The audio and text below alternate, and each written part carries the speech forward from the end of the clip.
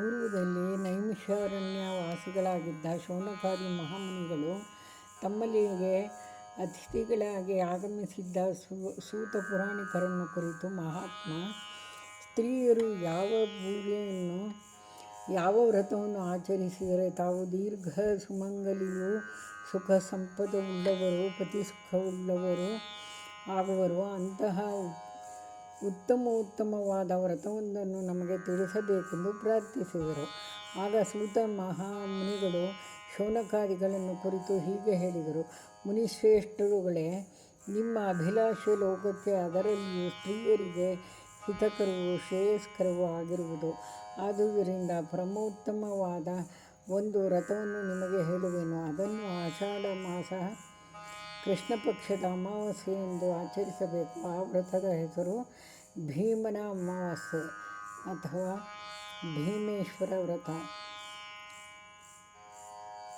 ಭೀಮನ ಅಮಾವಾಸ್ಯೆಯ ವ್ರತವೆಂದು ಅದನ್ನು ಕುರಿತು ನಿಮಗೆ ವಿವರಿಸುತ್ತೇನೆ. ಶಾಂತಚಿತ್ತರಾಗಿ ಕೇಳಿರಿ. ಹಿಂದೆ ಸೌರಾಷ್ಟ್ರ ದೇಶವು ವಜ್ರಬಾಹು ಎಂಬ ರಾಜನಿಂದ ಪರಿಪಾಲಿಸಲ್ಪಡುತ್ತಿತ್ತು. ಆ ರಾಜನಾದರೋ ವೀರನೂ ಧೀರನೂ ಮತಿವಂತನೂ ಆಗಿದ್ದನು. ಈ ರಾಜನಿಗೆ ಜಯಶೀಲನೆಂಬ ಕುಮಾರನಿದ್ದನು. ಅವನಾದರೋ ಅತಿ ಸುಂದರನೂ ಸದ್ಗುಣನೂ ಆಗಿದ್ದನು. ಆದರೆ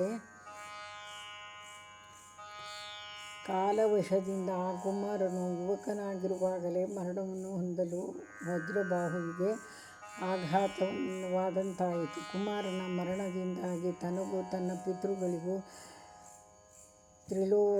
ತಿಲೋದಕವನ್ನು ಕೊಡುವವರಿಲ್ಲವೆಂದಾಯಿತಲ್ಲ ಎಂದು ಚಿಂತಿಸಿದನು.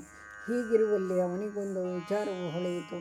ತನ್ನ ಮೃತ ಪುತ್ರನಿಗೆ ವಿವಾಹವನ್ನು ಮಾಡಿದರೆ ಆ ಹೆಣ್ಣಿನ ಮೂಲಕವಾಗಿ ತನಗೂ ತನ್ನ ಪಿತೃಗಳಿಗೂ ಸದ್ಗತಿ ಒದಗಬಹುದೆಂದು ಆಲೋಚಿಸಿದನು. ರಾಜನು ತನ್ನ ಮೃತ ಪುತ್ರನಿಗೆ ಹೆಣ್ಣು ಕೊಟ್ಟವರಿಗೆ ಅತ್ಯಧಿಕವಾದ ಧನವನ್ನು ಕೊಡುವುದಾಗಿ ಪ್ರಕಟಿಸಿದನು. ಅದೇ ನಾಡಿನಲ್ಲಿ ಸುಸಂಸ್ಕೃತನೂ ವೇದಶಾಸ್ತ್ರ ಪಾರಂಗತನೂ ಆದ ಬ್ರಾಹ್ಮಣನೊಬ್ಬನಿದ್ದನು.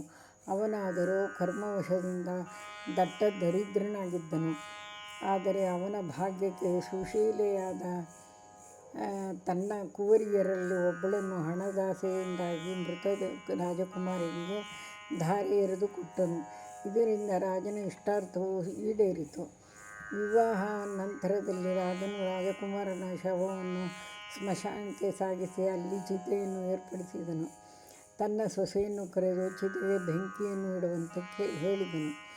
ಆಕೆಯಾದರೂ ಮಂಗಳ ದ್ರವ್ಯಗಳಿಂದಲೂ ಸಕಲಾಭರಣಗಳಿಂದಲೂ ಶೋಭಿತಳಾಗಿ ಪರಿಶುದ್ಧ ಮನಸ್ಸಿನಿಂದಲೂ ಭಕ್ತಿಭಾವದಿಂದಲೂ ಪರಮಾತ್ಮನನ್ನು ಧ್ಯಾನಿಸುತ್ತಾ ಶಾಂತಚಿತ್ತದಿಂದ ಚಿತೆಗೆ ಅಗ್ನಿಸ್ಪರ್ಶವನ್ನು ಮಾಡಿದಳು. ದೈವಲೀಲೆ ಎಂಬಂತೆ ಆ ಕೂಡಲೇ ಆಕಸ್ಮಿಕವಾಗಿ ಮಳೆಯು ಬಂದು ಚಿತೆಗೆ ಹಚ್ಚಿದ ಬೆಂಕಿಯು ಆರಿಹೋಯಿತು. ಸೂರ್ಯಾಸ್ತವಾಯಿತು. ಜಲಪ್ರವಾಹವು ಹೆಚ್ಚಾಯಿತು. ಗಾಢವಾಗಿ ಕತ್ತಲೆಯೂ ಆವರಿಸಿತು. ಇಂತಹ ಭೀಕರ ಸನ್ನಿವೇಶದಲ್ಲಿಯೂ ರಾಜನು ತನ್ನ ಪರಿವಾರದೊಂದಿಗೆ ಅರಮನೆಗೆ ಹೊರಟು ಹೋದನು. ಆದರೆ ಆ ಸಾಧ್ವೀಮಣಿಯು ಅಂತಹ ಸನ್ನಿವೇಶದಲ್ಲಿಯೂ ಪತಿಯ ಶವವನ್ನು ಬಿಟ್ಟು ಹೋಗಲಾರದೆ ಅಲ್ಲಿಯೇ ಉಳಿದುಕೊಂಡಳು. ಅವಳ ಮನದಲ್ಲಿ ಭೀತಿಯು ಆವರಿಸಿತು. ಅವಳು ದುಃಖಾತಿಶಯದಿಂದ ಕೂಡಿದ ಪರಮಾತ್ಮನಲ್ಲಿ ಮೊರೆಯಿಟ್ಟಳು. ಹೇ ಭಗವಾನ್, ಪೂರ್ವದಲ್ಲಿ ನಿನ್ನ ಕರುಣೆಯಿಂದ ಮಾರ್ಕಂಡೇಯನು ಚಿರಂಜೀವಿಯಾದನು.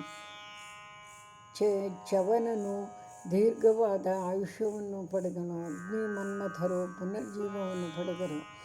ಶ್ವೇತವಾಹನನು ಪೂರ್ಣಾಯುಷ್ಯವನ್ನು ಪಡೆದನು. ನಿನ್ನ ದಯೆಯಿಂದಲೇ ರತಿದೇವಿಯೂ ಮಾರ್ಕಂಡೇಯನ ಸತಿಯೂ ಅಗ್ನಿಯ ಪತ್ನಿಯರಾದ ಸ್ವಾಹಾ ಸ್ವಾಧಾದೇವಿಯೂ ಸುಮಂಗಲಿಯರಾಗಿ ಪುತ್ರರನ್ನು ಪಡೆದರು. ಹೀಗಿರುವಲ್ಲಿ ನಾನು ಮಾಡಿದ ಅಪರಾಧವೇನು? ನನಗೇಕೆ ಈ ಘೋರ ಶಿಕ್ಷೆಯು? ದಯಾಮಯ, ನೀನು ನನ್ನನ್ನು ಅನಾಥಳನ್ನಾಗಿ ಮಾಡಿದೆ. ನಿನ್ನ ಕೃಪಾಕಟಾಕ್ಷವನ್ನು ಬೀರಿ ನನ್ನನ್ನು ಕಾಪಾಡು ಎಂದು ಪರಿಪರಿಯಾಗಿ ಬೇಡಿಕೊಂಡಳು. ದೀನರಕ್ಷಕನಾದ ಪರಮೇಶ್ವರ ಸ್ವಾಮಿಯು ಸತಿ ಸಹಿತನಾಗಿ ಪ್ರತ್ಯಕ್ಷನಾಗಿ, ಮಗಳೇ, ನಿನ್ನ ಕೋರಿಕೆ ಏನು ಎಂದು ಕೇಳಲು ಆ ಕುಮಾರಿಯು ದೀನರಕ್ಷಕನೇ, ನನ್ನ ಸೌಭಾಗ್ಯ ಸಂಪತ್ತನ್ನು ನೀಡು ಎಂದು ಕೇಳಿಕೊಂಡಳು. ಆಗ ಗಿರಿಜಾರಮಣನು, ಮಗಳೇ, ನಿನಗೆ ಸೌಭಾಗ್ಯ ಸಂಪತ್ತನ್ನು ನೀಡಬಲ್ಲ ಅತ್ಯಂತ ಶುಭಪ್ರದವಾದ ವ್ರತವೊಂದಿದೆ.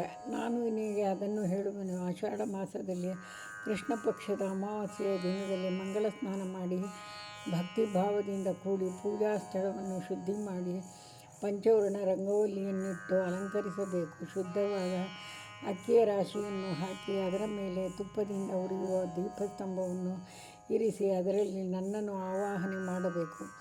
ಅಂತಹ ದೀಪಸ್ತಂಭದಲ್ಲಿ ಅಷ್ಟಮೂರ್ತಿಗಳ ಭೇದದಿಂದಲೂ ಭವಾದಿಯಾದ ಮೂರ್ತಿಗಳ ಭೇದದಿಂದಲೂ ನಾನು ಇರುತ್ತೇನೆ. ಈ ಸಕಲವಾದ ಮೂರ್ತಿ ಭೇದಗಳಲ್ಲಿ ಅತ್ಯಂತ ಇಷ್ಟವಾದ ಸ್ನೇಹಿತನು ಚಂದ್ರನು.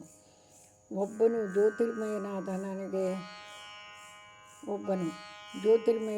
ನನಗೆ ಭೀಮೇಶ್ವರನೆಂದು ಹೆಸರು. ಈ ದೀಪಸ್ತಂಭವು ನಾನೆಂದು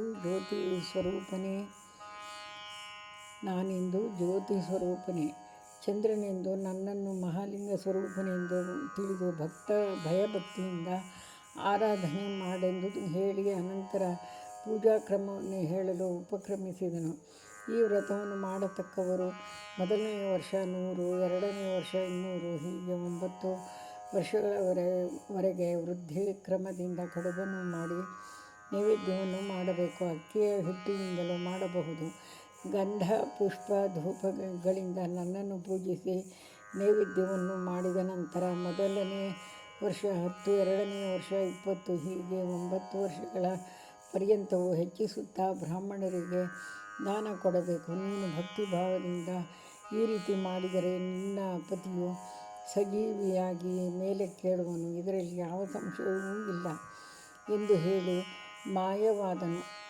ಬಳಿಕ ಆಕೆಯು ಅಂತೆಯೇ ಮಣ್ಣಿನ ದೀಪಸ್ತಂಭವನ್ನು ಮಾಡಿ ಸಮೀಪದಲ್ಲಿದ್ದ ಆಲದೆಲೆಗಳನ್ನು ವೀಳ್ಯದೆಲೆಯಾಗಿಯೂ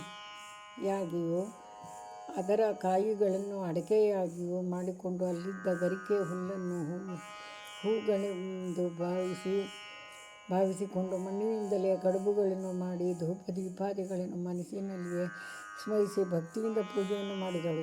ಈ ಪೂಜೆಯ ಮಹಿಮೆಯಿಂದ ದೇವರು ಅನುಗ್ರಹಿಸಲಾಗಿ ಬಂಗಾರದ ಗೋಡೆಗಳಿಂದಲೂ ರತ್ನ ಖಚಿತವಾದ ಕಂಬಗಳಿಂದಲೂ ನಿರ್ಮಿತವಾದ ಭವನವೊಂದು ಸಿದ್ಧವಾಯಿತು. ಮೂಲೆ ಮೂಲೆಗಳಲ್ಲಿಯೂ ನವರತ್ನಗಳು ರಾಶಿ ರಾಶಿಯಾಗಿ ಬಿದ್ದಿದ್ದವು.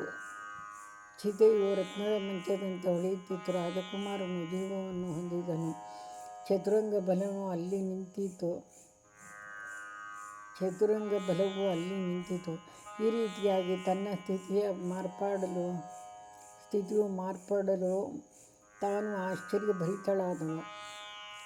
ರಾಜಕುಮಾರನಾದರೋ ನಿದ್ರೆಯಿಂದ ಎಚ್ಚೆತ್ತವನಂತೆ ಮೇಲಕ್ಕೆದ್ದು ಪಕ್ಕದಲ್ಲಿದ್ದ ಕನ್ಯಾಮಣಿಯಿಂದ ನಡೆದ ವೃತ್ತಾಂತವನ್ನೆಲ್ಲ ಕೇಳಿ ಆನಂದಭರಿತನಾದನು. ಮರುದಿನ ರಾಜಭಟರು ಬಂದು ನೋಡಿ ಆಶ್ಚರ್ಯದಿಂದ ರಾಜನಲ್ಲಿಗೆ ಬಂದು ನಡೆದುದನ್ನೆಲ್ಲ ವಿಷದಪಡಿಸಿದರು. ದೊರೆಯು ಕೂಡಲೇ ಬಂದು ಸೊಸೆಯಿಂದ ನಡೆದುದನ್ನು ತಿಳಿದು ಆನಂದಪಟ್ಟು ಮಗನನ್ನು ಗಾಢಾಲಿಂಗನ ಮಾಡಿ ಸೊಸೆಯನ್ನು ಸಮಾಧಾನಪಡಿಸಿ ಬ್ರಾಹ್ಮಣರಿಗೆ ದಾನ ಧರ್ಮಗಳನ್ನು ಮಾಡಿ ಬಹಳ ಸಂತೋಷದಿಂದ ಸಕಲರೊಡನೆ ಅರಮನೆಯನ್ನು ಸೇರಿ ಸುಖದಿಂದಿದ್ದರು. ಹೀಗೆಂದು ಸೂತ ಪುರಾಣಿಕರು ಶೌನಕಾದಿಗಳಿಗೆ ಹೇಳಿದರು. ಈ ಸ್ಕಾಂದ ಪುರಾಣದಲ್ಲಿನ ಭೀಮ ಅಮಾವಾಸ್ಯೆಯ ವ್ರತಕಥೆಯು ಸಂಪೂರ್ಣವು. ಸನ್ಮಂಗಳಮಸ್ತು.